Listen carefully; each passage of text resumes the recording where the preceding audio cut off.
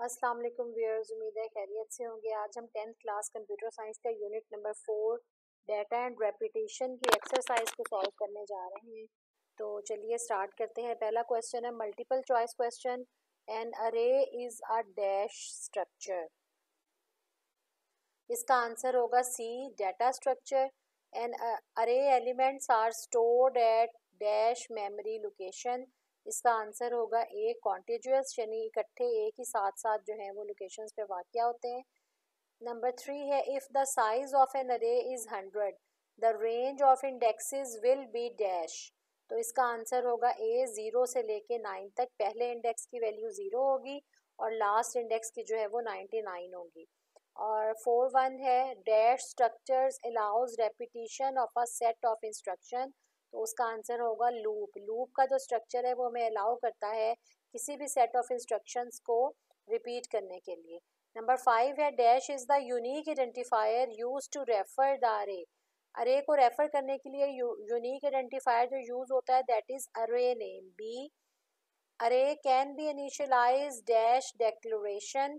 Options हैं at the time of, after, before और है बोथ ए एंड बी, यानी at the time of declaration भी हम उसको इनिशियलाइज कर सकते हैं और हम आफ्टर डेक्लेरेशन भी, यानी क्या होगा बोथ ए एंड बी।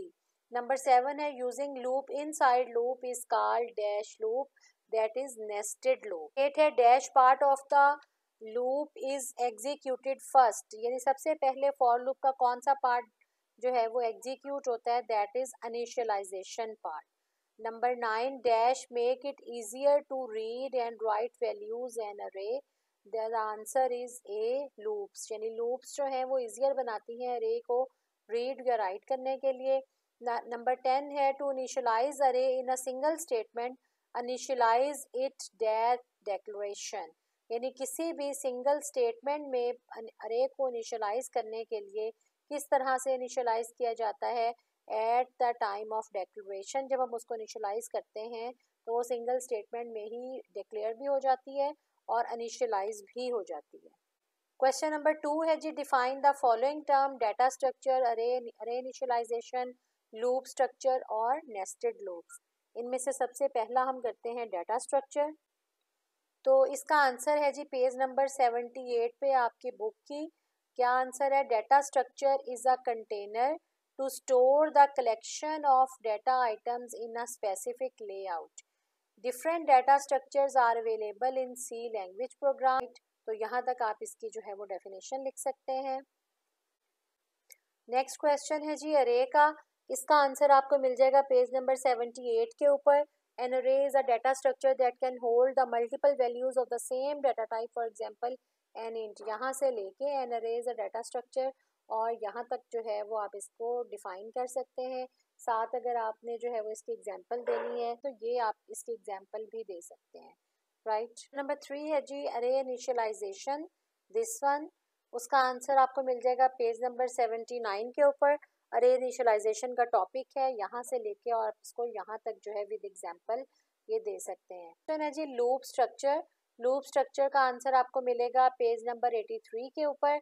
यहाँ से 4.2 टॉपिक है लूप स्ट्रक्चर, यहाँ से शुरू करके और यहाँ तक जो है ये लूप्स की टाइप्स आप बता देंगे तो ये आपका क्वेश्चन जो है वो कंप्लीट हो जाएगा। नेक्स्ट क्वेश्चन है जी नेस्टेड लूप्स। नेस्टेड लूप के लिए आपको जाना पड़ेगा पेज नंबर 87 और 88 पे। यहाँ से पेज नंबर 87 की बिल्कुल एंड से 4.2.3 से नेस्टेड लूप स्टार्ट हो रही हैं और पेज नंबर जो है वो 88 उसके यहाँ तक when we use a loop inside another loop it is called nested loop structure. यहाँ तक ये इसकी एग्जांपल हो जाएगी और यहाँ तक जो है वो इसका आंसर हो जाएगा क्वेश्चन नंबर 5 का। नंबर 3 है जी briefly answer the following question, is loop a data structure, justify your answer. तो जिस तरह का क्वेश्चन हो उसी तरह से हम आंसर का स्टार्ट लेते हैं जिससे जो है वो फुल मार्क्स आते हैं। तो उसने पहले पूछा है is loop a data structure, हम उसको पहले उसका आंसर करेंगे no loop is not a data structure in C language. आगे उसकी जस्टिफिकेशन देंगे, आप इसका जो है वो स्क्रीनशॉट लेके भी लिख सकते हैं। Because loop do not store any kind of information itself, क्योंकि जो लूप है वो खुद से कोई भी डाटा स्टोर नहीं कर सकती। It just process a data और it can only support other data structure for organizing, processing, retrieving and storing data of array, stack and Q.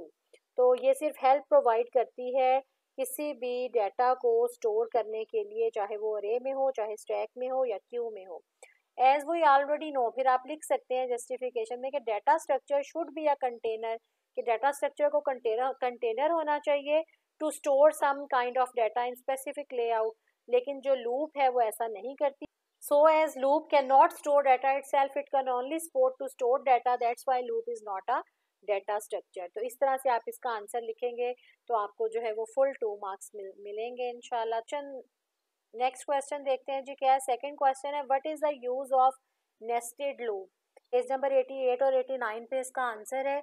यहाँ से ये topic when do we use nested loop, यहाँ से लेके और उसके साथ ये प्रोग्रामिंग एग्जांपल लिखनी है आपने, और उसके बाद जो है ये उसकी आउटपुट आपने दिखा देनी है। Can be write down before example. इस एग्जाम्पल से ऊपर आप जो है ये पॉइंट्स लिख सकते हैं। ये मैंने आपको जो है वो खुद से बनवाए हैं ये पॉइंट्स, ये बुक में नहीं लिखे हुए, इसलिए आपने इनको ज़रूर लिखना है। Number 1, reduces the number of lines in the program. Number 2, reusing of code is possible. ये उसका आंसर है कि हम क्यों जो है वो नेस्टेड लूप यूज़ करते हैं। Number 3, memory usage will be reduced. Number 4, nested loop have extraordinary usage in case of 2 dim array. तो नेस्टेड लूप का जो है वो बहुत ज़्यादा यूज़ होता है जब आप 2 डिम अरे यूज़ करते हैं। आप पहले ये वाला पैराग्राफ लिखेंगे, उसके बाद ये पॉइंट्स लिखेंगे, और फिर जो है आप ये एग्जाम्पल, प्रोग्रामिंग एग्जाम्पल 4.5 जो है ये आप लिख के और ये उसकी आप आउटपुट लिख देंगे। तो नेक्स्ट क्वेश्चन है, what is the advantage of initializing an array at the time of declaration. के अरे को इनिशियलाइज करना at the time of declaration जो है उससे क्या एडवांटेज मिलता है। पेज नंबर 79 और 80 के ऊपर इसका आंसर है। अरे इनिशियलाइजेशन का टॉपिक है, यहाँ से लेके और आपने यहाँ तक जो है वो इसका आंसर लिख देना है। ये पेज नंबर 80 के ऊपर ये वाला पोर्शन है इसका, और यहाँ पे इसकी रीजन लिखी हुई है कि if we do not initialize an array at the time of declaration then we need to initialize the array elements one by one. यानी अगर हम at the time of declaration array को नहीं जो है वो इनिशियलाइज करते, ये at the time of declaration हमने इसको इनिशियलाइज कर दिया, लेकिन अगर हम ये एग्जांपल देखें तो इस तरह से हम एट वंस जो है तमाम वेरिएबल्स को इनिशियलाइज नहीं कर सकते। अगर करेंगे तो ये हमारा जो है वो रॉन्ग हो जाएगा।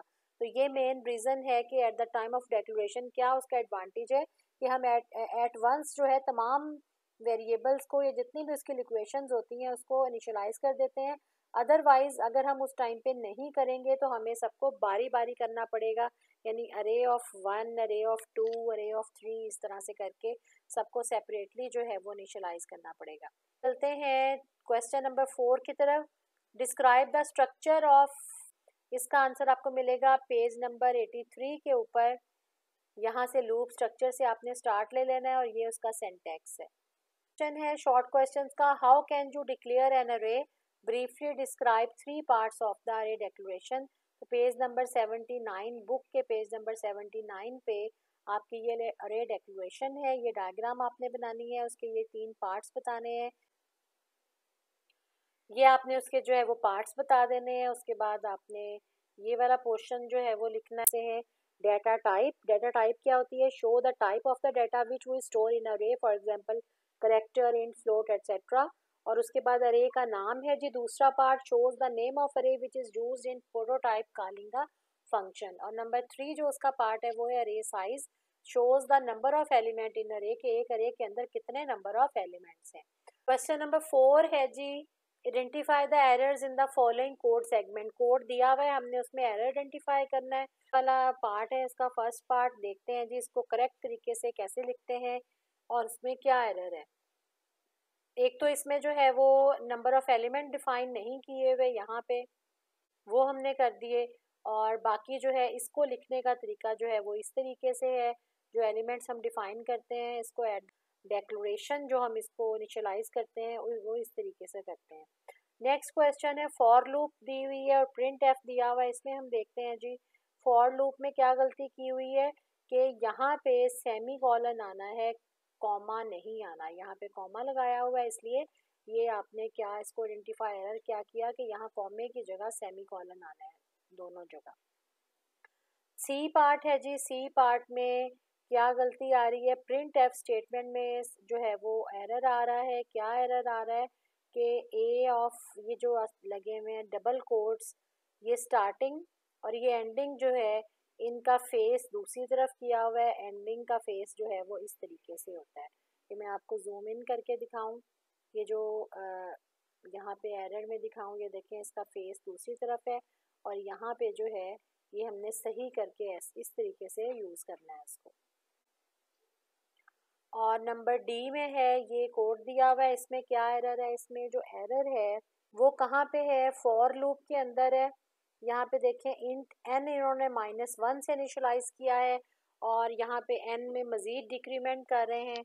अगर हम इस कोड को चलाएंगे तो क्या होगा कि ये इनफाइनाइट लूप चल जाएगी, क्योंकि जाहिर है एन की उन्होंने कंडीशन लगाई हुई है जब तक साइज से छोटा रहे।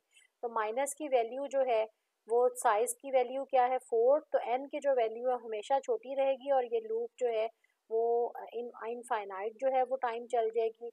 इसको ठीक हम कैसे करेंगे? इसको हम पॉजिटिव वैल्यू से n is equal to 1 positive और यहाँ n प्लस प्लस जो है वो कर दें। पहले इसमें जी फॉर लूप में एरर है, क्या है? Int j is equal to I, यहाँ फिर कॉमा लगाया हुआ है, हालांकि सेमी कॉलन आएगा और उसके बाद जो है बाकी ठीक है, यहाँ पे ये गलती है। और इसके अलावा एक और इसमें एरर है लास्ट लाइन में, print F count, percentage count जो है उसके बाद आपने ये परसेंटेज डी लगाना है। क्यों? इसलिए कि जो काउंट है वो इंटीजर टाइप का है और इंटीजर टाइप को डिस्प्ले कराने के लिए इसका फॉर्मेट स्पेसिफायर लगता है परसेंटेज डी, तो वो यहाँ पे मिस था, वो हमने लगा दिया। ये एरर है इसमें जो कि इसमें रिमूव कर दिया गया है।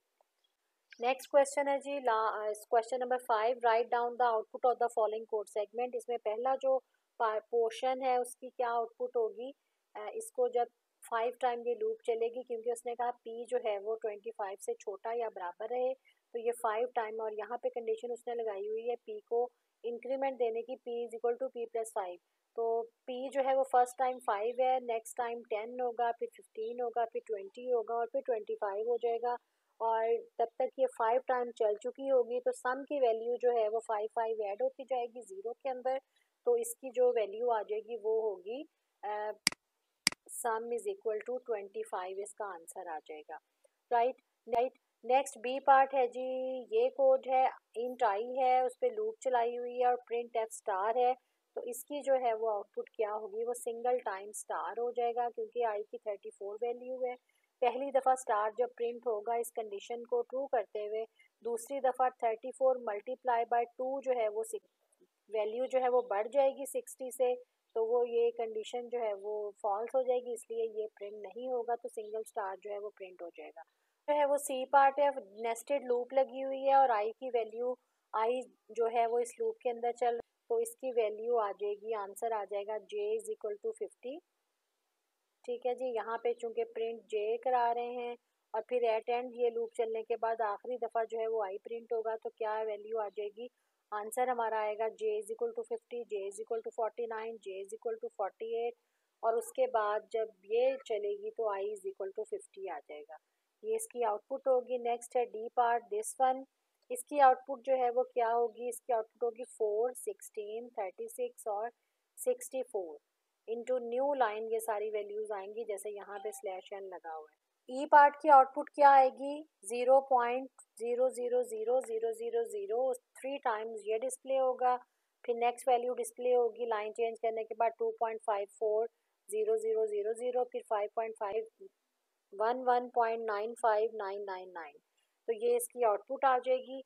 और ये इशारिया के बाद जो है वो 6 डिजिट जो हैं वो डिस्प्ले होते हैं। तो इस बाकी के जो प्रोग्रामिंग एक्सरसाइजेस के क्वेश्चन हैं वो हर एक वीडियो के अंदर मैं एक जो है वो आपको करके दिखाऊंगी, प्रोग्रामिंग एक्सरसाइजेस को इम्प्लीमेंट करके बाकायदा सी लैंग्वेज में। और उम्मीद है आपको एक्सरसाइज का सोल्यूशन पसंद आया होगा। पसंद आया हो तो कमेंट करके हमें बताएं, और अगर आप हमारे चैनल पे नए हैं तो चैनल को सब्सक्राइब करें ताकि आप हमारे बाकी के लेक्चर्स और सी के प्रोग्राम्स और उसके अलावा कंप्यूटर से रिलेटेड जो है वो डिफरेंट वीडियोस, ट्रिक्स, शॉर्ट्स वगैरह आप देख सकें। नेक्स्ट वीडियो तक के लिए अल्लाह हाफिज़।